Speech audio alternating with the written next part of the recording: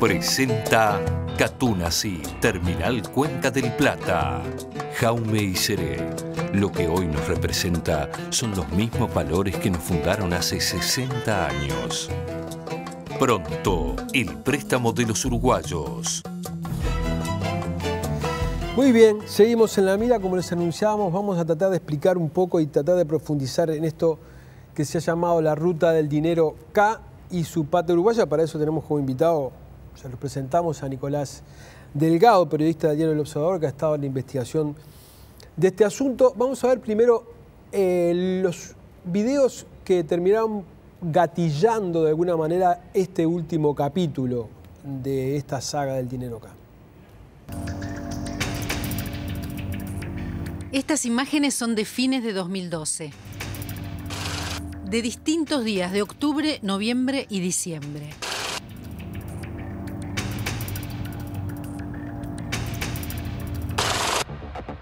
Es el registro crudo de gente contando cientos de miles de dólares, de euros y de pesos.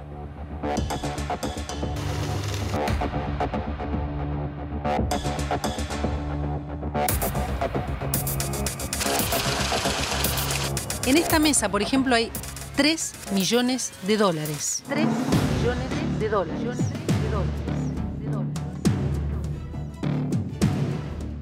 Los traen en bolsos.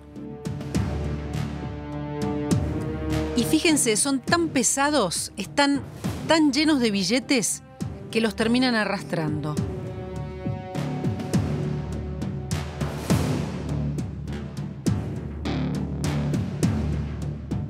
Acá pueden ver que es tal la cantidad de dinero que ni siquiera entra en la caja fuerte.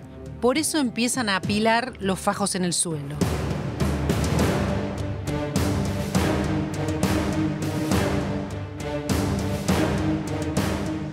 Estas imágenes fueron tomadas por las cámaras de seguridad de las oficinas de SGI o La Rosadita, la financiera que perteneció a Federico El Ascar y que funcionaba en Puerto Madero. ¿Qué es SGI? SGI Argentina es mi financiera. ¿Se acuerdan? El Ascar es el que reconoció ante las cámaras de Periodismo para Todos que ayudó al empresario K. Lázaro Báez a girar al exterior por lo menos 55 millones de euros en negro. Me dediqué a hacer varias operaciones por cuenta y orden de Leonardo Fariña para su cliente, que era Lázaro Báez. ¿Lázaro era socio de Néstor? Sí. ¿Y vos decidías en qué porcentaje o no? La realidad que todo.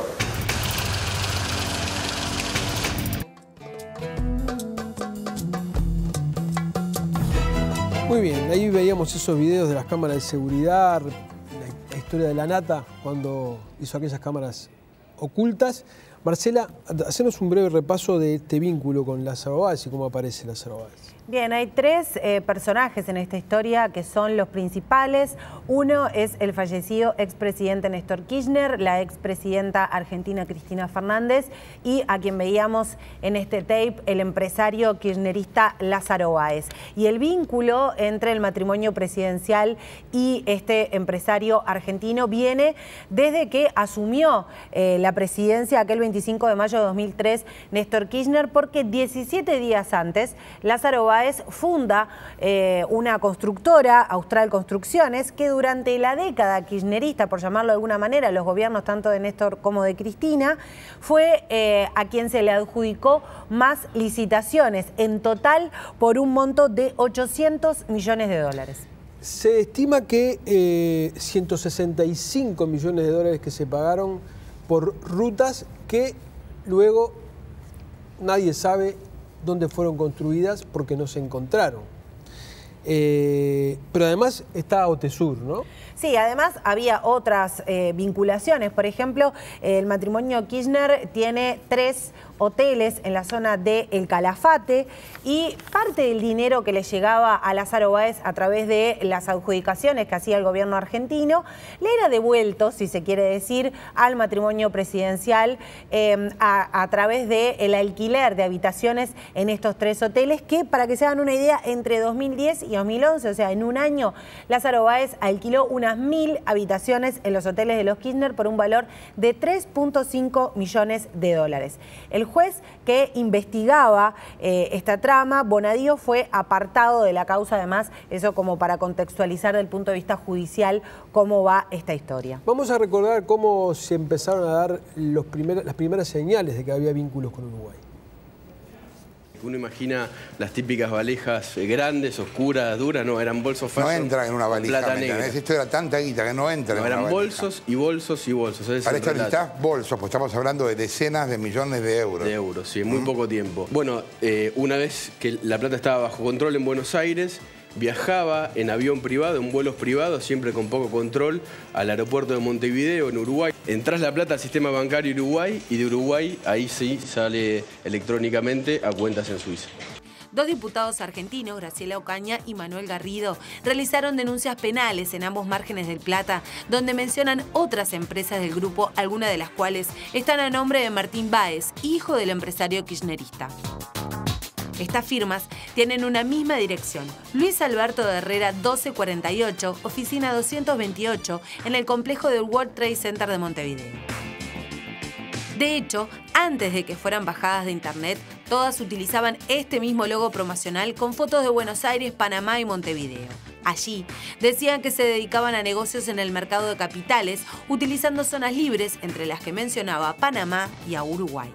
Nosotros en la Cámara Oculta, en la primera o en la segunda, hablando con Fariña, hay algunos datos más. Yo ahora no recuerdo exactamente los pormenores de eso, pero él habla de un campo que se compró en Uruguay de manera trucha. Hay un par de datos más que aparecen. Si por algún motivo la justicia uruguaya pidiera las cámaras, que por supuesto nosotros se las damos, ahí eso va a saltar.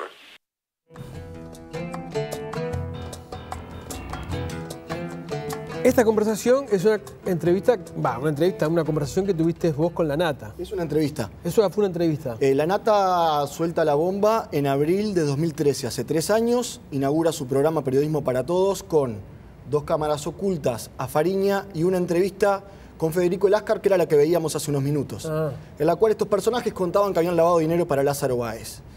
Luego lo entrevisté para El Observador y en esa entrevista la Nata cuenta esto. Hay un campo que fue comprado en Uruguay por esta organización de forma trucha. Pero que esa parte no la habían pasado al aire ellos. Exacto. Esa parte había quedado fuera del aire del primer programa y desde ese momento recuerdo que tanto El Observador como La Mira se puso en campaña para averiguar dónde estaba el campo y si efectivamente era cierto lo que decía Fariña, que ese campo pertenecía a Daniel Pérez Gadín, el contador de Lázaro Báez. Ahora vamos a ir ahí, pero vamos a ver cuál era la frase de Fariña que no se había dado a conocer. La tenemos ahí en una placa, ¿no? Sí, que no se había incluido en el tape original que había emitido Periodismo para Todos, y ahí vemos que dice, de hecho, la famosa compra al lote de Uruguay, si vos vas al registro, el titular es Pérez Gadín. Son tan enfermos que hacen eso. En José Ignacio, ahí, sobre la ruta, compramos uno de 24 hectáreas. Pasa que son tan ignorantes que lo pusieron a título personal del tipo y lo podés chequear en cualquier registro público. ¿Y qué hizo Nicolás Delgado? Nicolás Delgado y más gente también, porque en ese trabajó también Jimena Abad, Natalia Roba, Marcelo Gutiérrez. Sí. Fue un trabajo en equipo del Observador, pero el que llevaba al Picapedrero, ¿no? Lo que hicimos fue encontrar efectivamente el campo. Marcela trabajó en eso también. Primero identificamos el campo y cuando teníamos el padrón fuimos a los registros oficiales. En realidad fue una investigación que conocíamos cuál era la zanahoria, entonces sabíamos que existía un campo, sabíamos que estaba a nombre de Pérez Gadín, fuimos hacia ahí y lo comprobamos. Efectivamente existe un campo en el kilómetro 171 de Ruta 10, entre Punta del Este y José Ignacio, que está a nombre de una sociedad llamada Jumey, cuyo presidente es Daniel Pérez Gadín, el señor que contaba los millones en La Rosadita, el hombre que administraba La Rosadita, SGI, donde Lázaro Báez lavó millones de dólares. Este personaje, Gabriel, Daniel Pérez Gadín, es el hombre de mayor confianza de Lázaro Báez y fue procesado con prisión el mismo día que Lázaro Báez. Fue detenido el mismo día que Lázaro Báez. Ahí está, esto ya es de los últimos días, ¿no? Diga, las últimas semanas, donde se detiene a Lázaro Báez. Y además quedó imputada Cristina Fernández. Exactamente, me faltaba eso. Si estamos dentro de las novedades judiciales, el fiscal Guillermo Marijuán justamente imputó a la expresidenta por presunto lavado de activos. Y además, bueno, esta decisión la tomó luego de escuchar una extensa declaración de Leonardo Fariña que se amparó en la figura del arrepentido, pero tuvo muchas derivaciones la declaración de Fariña, que fue como de 12 horas. ¿Y acá qué pasó, Nico? Lo que pasó, quiero repasar un poco qué es el entrevero. El entrevero es un campo de 152 hectáreas que está partido en dos por la Ruta 10. 145 hectáreas están al norte de la Ruta 10. Enfrente, sobre el mar, hay un padrón de 7 hectáreas con 2 casas. Eso fue embargado el lunes por la jueza Adriana de los Santos. ¿Por qué tardó 3 años la jueza Adriana de los Santos en embargar este campo? Si hace 3 años estaba identificado.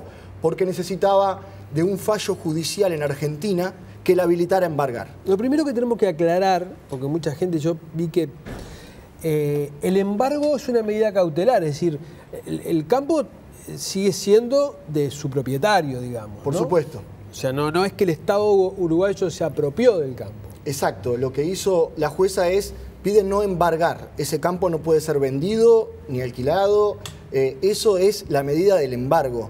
Ahora bien, ¿cómo sigue esto? La justicia uruguaya se encamina a decomisar este campo. Ahí sí, a hacerse lo propio y a poder utilizarlo, venderlo, utilizarlo para otro fin. Pero para eso se necesitan algunos elementos más que están en proceso. Los caminos, por lo que me comentaba Lafuentes, son 2. Una posibilidad es que el juicio avance en Uruguay, que Lázaro Báez o Pérez Gadín sean condenados en Uruguay, y en ese caso el campo puede ser decomisado por la justicia uruguaya. Es poco probable que esto suceda. ¿Por qué? Porque aún no hay delito precedente en Argentina. El juez argentino no ha explicado aún cuál es el origen ilícito de ese dinero. Acá volvemos a aclarar, para que el lavado de dinero se tipifique, tiene que haber en su origen, en el origen de ese dinero, un delito. ¿Cuántos delitos son? Que hay 23. Hay 23 delitos que pueden ser considerados como precedentes para que ese dinero generado por esa actividad sea luego considerado lavado. Que puede ser narcotráfico, estafa, hay muchos. El problema es que ¿cuál fue el delito precedente que cometió Lázaro Báez? Ahí hay un problema porque todo apunta a que el delito puede haber sido cometido en compañía y complicidad de funcionarios públicos, por no decir de los máximos funcionarios públicos. ¿Y entonces? Lo más probable que suceda es que en lugar de la justicia uruguaya incautar el campo, lo incaute a pedido de la justicia argentina por cooperación. Una vez que la causa avance en Argentina, el juez Casanelo, que ya anunció que enviará un exhorto a Uruguay, puede pedir la incautación del campo. Y en ese caso, la incautación se haría de forma conjunta, Uruguay y Argentina. Pero si, por ejemplo, es procesado por corrupción, no sé si en el Código Penal argentino existe eso. Sí, claro. Pero si fuera procesado por corrupción, no necesitaría de la asistencia de la justicia argentina. Uruguay, el juez del crimen organizado, podría sí acá incautar el campo. Exacto, el punto es que si lo procesan a Lázaro Báez por corrupción, es porque hay un funcionario público que también fue corrupto. La pregunta es, ¿quién es ese funcionario público corrupto en Argentina? Habría que llegar, la justicia ya tendría que llegar muy arriba para que eso ocurriera. Cristina Fernández de Kirchner está imputada en esta causa. Echegaray, el exdirector de la FIP, también. La DGI Argentina. Entonces, es un brete grande en el que se mete el juez. Por lo pronto, la jueza uruguaya embargó el campo, inhibió a sus propietarios de cualquier movimiento. Recordemos que pagaron 14 millones de dólares por ese campo, está entre José Ignacio y Punta del Este, y entre el jueves y el viernes realizó allanamientos. Para ahí, antes de ir ahí, Si la incautación, si la requisa del campo se hace de manera conjunta, Uruguay tiene que cederle algo de la plata a Argentina, ¿verdad? Exacto. En caso de que Uruguay incaute el campo a pedido de la justicia argentina, que es la posibilidad más cierta, lo más cercano, Uruguay y Argentina compartirían los frutos de ese campo, que posiblemente sea rematado en remate judicial, como sucede con el auto de los narcotraficantes y con las casas de los estafadores. ¿Es más barato que esos 14 millones de dólares? Agentes inmobiliarios de la zona nos dicen que valdría entre 9 y 10 millones de dólares. Eso, de todas maneras, lo marca el mercado. Entonces, el precio puede variar con los años y generalmente también, cuando se va a remate judicial, la gente suele pagar menos que el valor del mercado. Comprar el auto de un narco no es lo mismo que comprar un auto usado simplemente. Salvo que sea el del Chapo. ¿Fuiste ayer al ingreso al allanamiento? El jueves estuve en el allanamiento del Entrevero. El jueves, tenés razón. El jueves estuve en el allanamiento del Entrevero. En la primera etapa del allanamiento, primero se allanó el predio más grande de 145 hectáreas al norte de la Ruta 10 y allí encontraron un container que al abrirlo había mobiliario, tablas, maderas, pero nada parecido a dinero ni a ningún objeto que pudiera revelar algo sustancial para la causa de lavado de dinero. Lo que sí hay en el campo, y eso lo pude ver y la policía también así lo verificó, es terneros, vacas, caballos. ¿Y de quién son esos? Eso es lo que se está preguntando la justicia de Uruguay en estos momentos. Eso es lo que va a averiguar. ¿Quién fue el valiente que mantuvo...? Porque el que dueño podría estar involucrado si... Resulta un poco... Sería absurdo, digamos, ¿no? No sé si absurdo, pero absurdo resulta que haya vacas y terneros en un campo identificado hace 3 años, como que pertenece a... Alguien que todavía los haya dejado ahí. Es muy extraño. Lo que sí les puedo asegurar es que la justicia uruguaya ahora va a seguir esta causa. Esto no se detiene acá. La justicia argentina también va a seguir con esta causa. Lo que suceda del otro lado es importante, porque puede haber una condena por corrupción, como tú decías, y en ese caso Uruguay podría incautar el campo. Pero recordemos que en Uruguay hay un escribano y un agente inmobiliario indagados. Ya declararon en 2013, cuando estalló esta bomba, pero bueno, habrá que ver qué sucede con ellos. Indagados y fueron sancionados por el Banco Central. Claro, el asunto es así, la indagatoria es judicial, es a nivel de la justicia. Correcto. La sanción es una sanción administrativa que fue impuesta por el Ministerio de Economía por no cumplir con los controles antilavado. ¿Que son cómo? Que cuando hay un dinero sospechoso tiene que avisar. Tiene que avisar al Banco Central. Acá no hubo ningún reporte ni del escribano ni del agente inmobiliario, a pesar de que en esta operación se utilizaron 2 sociedades anónimas, 4 testaferros, porque cambió, una sociedad anónima firmó el boleto de reserva, luego se lo cedió a Jumey, que es la sociedad anónima de Pérez Gadín, que finalmente fue la que compró. En el medio cambiaron los presidentes de las sociedades anónimas, todo indicaba que era un negocio sospechoso. Sin embargo, nadie alertó al Banco Central de esto, por eso el escribano, Pitalú Galló y el agente inmobiliario Perazo fueron sancionados por el Banco Central, el escribano el más de $250.000, el agente inmobiliario el más de $80.000. Está bien. ¿Y la plata? ¿De dónde salió? La plata salió de Lázaro Báez. Está bien, pero ¿qué? ¿La mandó por un avión? En la última declaración de Fariña dice que el dinero, que la seña no recuerdo bien el monto ahora, pero que la seña ingresó $500.000, eran entre 400 y $500.000, ingresó en un auto por la frontera.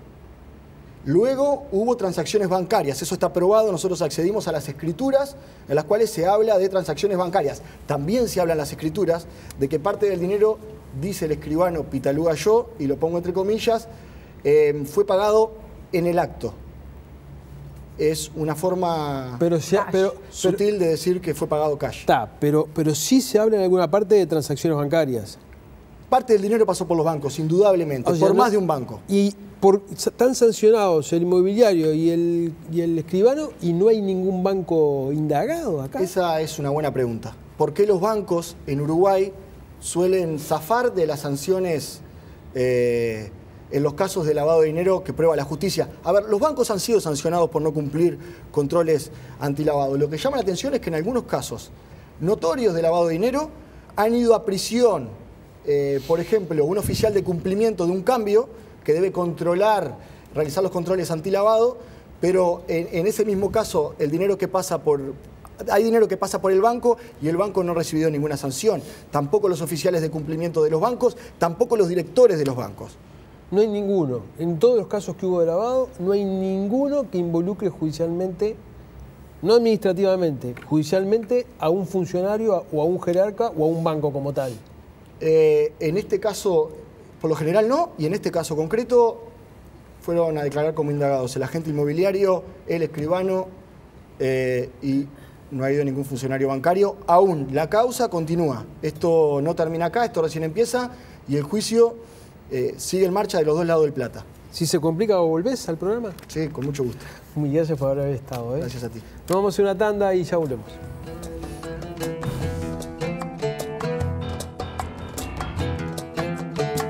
Presenta Pronto, el préstamo de los uruguayos. Selman cumple 50 años y lo quiere festejar junto a vos. Catunasi, Terminal Cuenca del Plata. Jaume y Seré. Lo que hoy nos representa son los mismos valores que nos fundaron hace 60 años.